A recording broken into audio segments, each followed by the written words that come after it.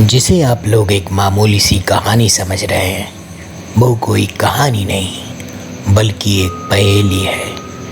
एक ऐसी पहेली जिसे मैं आज तक नहीं सुलझा पाया। उस दिन बरसात की रात थी। रात के 8 बज रहे थे। मैं खाना खा पी कर ही बैठा था, तभी दरवाजे पर किसी ने दस्तक दी। मुझे नहीं पता था कि ये दस्तक मेरी जिंदगी को बदल के रख देगी। मैंने दरवाज़ा खोला तो सामने एक डाकिया खड़ा था और उसके हाथों में था मेरा जॉब ऑफर, जिसकी ज्वाइनिंग डेट कल की ही थी। अगले दिन मुझे सुबह 8 बजे महाराजपुर पहुंचना था।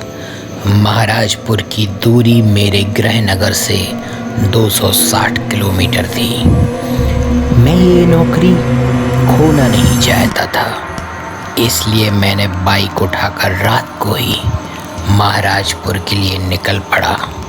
रात के 12:30 बज चुके थे और मैं NH-44 पर देवरी पहुंच गया था। अब यहाँ से महाराजपुर की दूरी सिर्फ 16 किलोमीटर थी। यहाँ एक टपरी पर चाय पीकर मैं महाराजपुर के लिए रवाना हो गया। बरसात पहले से तेज हो गई थी, इसलिए मैं गाड़ी धीमे धीमे चला रहा था। सड़कों पर पानी भरा था, दूर दूर तक कोई दिखाई नहीं दे रहा था। फिर अचानक मेरी बाइक बंद हो गई। रात के 1 बज रहे थे। मैंने काफ़ी कोशिश की, पर बाइक स्टार्ट होने का नाम ही नहीं ले रही थी। इसलिए मैंने बाइक को साइड में लगाकर वहीं रुकने का फैसला किया। ये मेरी ज़िंदगी का सबसे बेकार फैसला था। बारिश अब रुक चुकी थी। तभी मुझे एक ट्रक की आवाज़ सुनाई दी।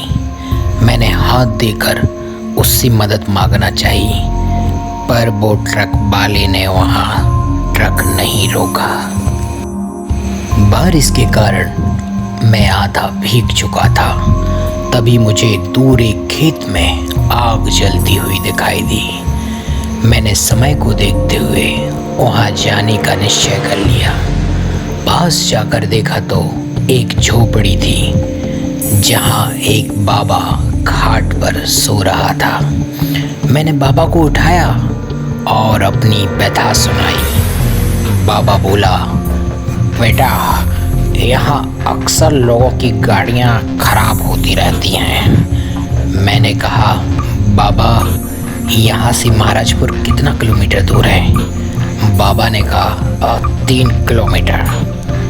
फिर मैंने बाबा से पूछा, ये जगह कौन सी है? बाबा ने कहा, माझा। इतना बोलते ही झोपड़ी में लाइट चली गई। अब तक मुझे सब कुछ सामान्य लग रहा था, पर ये मेरा वहम था। मैं पास में जल रही आग के पास बैठ गया। तभी अंदर से बाबा का बेटा आया। उसके हाथ में एक लालटेन थी। वो लालटेन उसने हमारे पास रख दी।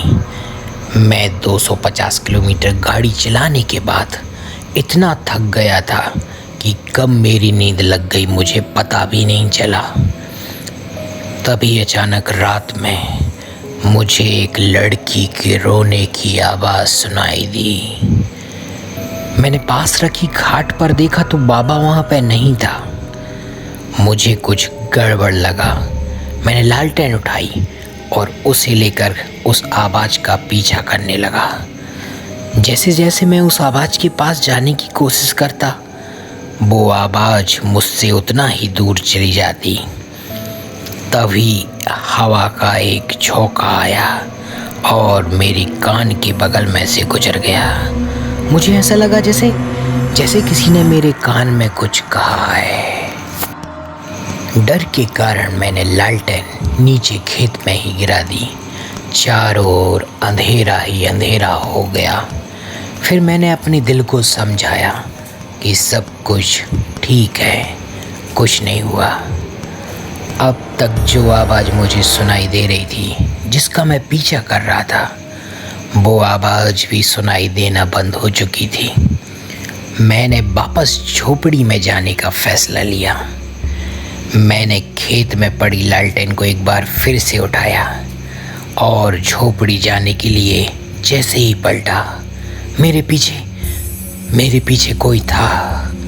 एक कोई और नहीं, बाबा का बेटा था। उसने मुझसे कहा, तुम यहाँ पर क्या कर रहे हो? तुम्हें यहाँ नहीं होना चाहिए। मेरे पास उसे जवाब देने के लिए कुछ भी नहीं था। हम दोनों वापस झोपड़ी की ओर चल दिए। यहाँ वापस आकर देखा तो बाबा खाट पे सो रहा था। तभी बाबा का बेटा बोला, तुम्हें वहाँ नहीं जाना चाहिए था, वहाँ भूत रहते हैं। मैंने कहा, क्या बकवास कर रहे हो? मैं पढ़ा लिखा नौजवान हूँ, मैं इन सब चीज़ों में विश्वास नहीं रखता। भूत ऊत कुछ नहीं होते। तभी मेरे पीछे मेरे कंधे पर किसी ने हाथ रखा और कहा, भूत होते हैं। मैंने पलट कर देखा तो वो बाबा थे।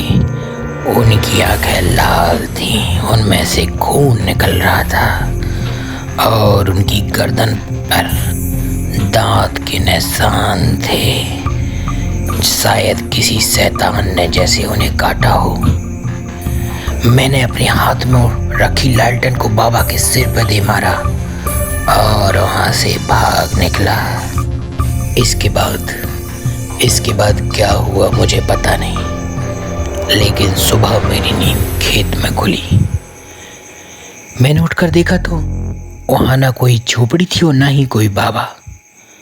दूर सड़क किनारे मेरी बाइक खड़ी थी। मैं दौड़ते हुए अपने बाइक के पास गया और मैंने किक मारी। इस बार बाइक एक ही बार में स्टार्ट हो गई। फिर मैंने लौटकर दोबारा उस साइड नहीं देखा। इस घटना को आज 3 साल हो चुके हैं, लेकिन आज भी जब मैं इस घटना को याद करता हूँ तो मेरा दिल आज भी सहम उठता है।